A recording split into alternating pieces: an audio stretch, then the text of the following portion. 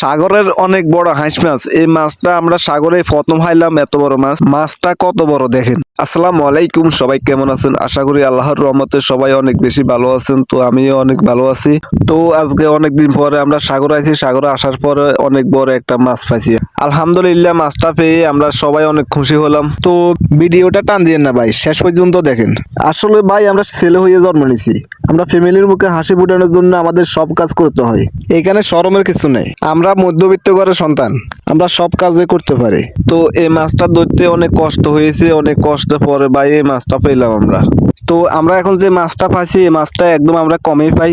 আমরা বেশিরভাগ পাই সাগরে ইলিশ মাছ, হোয়া মাছ, বাড়া মাছ, সাগরের আরো বিভিন্ন রকমের মাছগুলো পাই। এই মাছটা একদম কমই পাই। তো এই মাছটাকে হয়তো অনেকে চিনবেন না, অনেকে বলবেন এটা কি মাছ।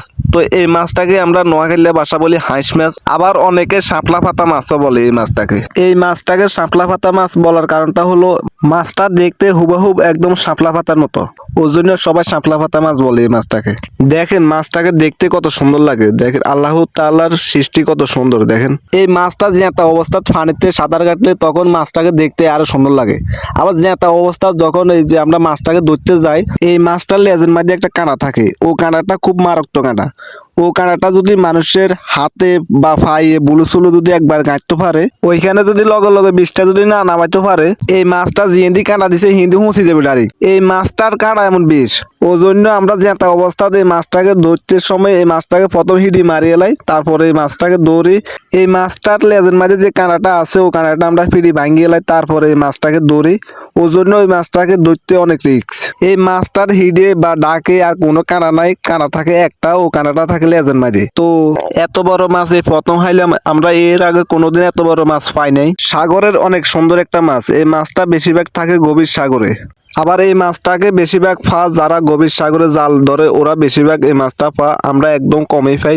আর এই মাছটা আমাদের বাংলাদেশের সাগরে অনেক কমই পাওয়া যায়। আমরা এই প্রথম খাইলাম এত বড় মাছ। এর আগে আমরা এত বড় মাছ পাইনি, পাইছি আরো ছোটগুলা। আবার ছোটগুলো আমাদের এখানে বেচা যায় না, বড়গুলো বেচা যায়। আবার এই মাছটার দাম অনেক কম। আমরা এখন যে মাছটা পাইছি, এই মাছটা সর্বোচ্চ 1000 টাকা বেচা যাবে। ইয়ার বেশি আর বেচা যাবে না মাছটা। এত বড় একটা মাছ আমাদের এখানে মাত্র 1000 টাকা বেচা যায়, কিন্তু অন্যান্য দেশে এই মাছটার দাম অনেক বেশি। এখন আমরা যে মাছটা পাইছি, এই মাছটা ওজন দিলে প্রায় 30 কেজির মতো হবে।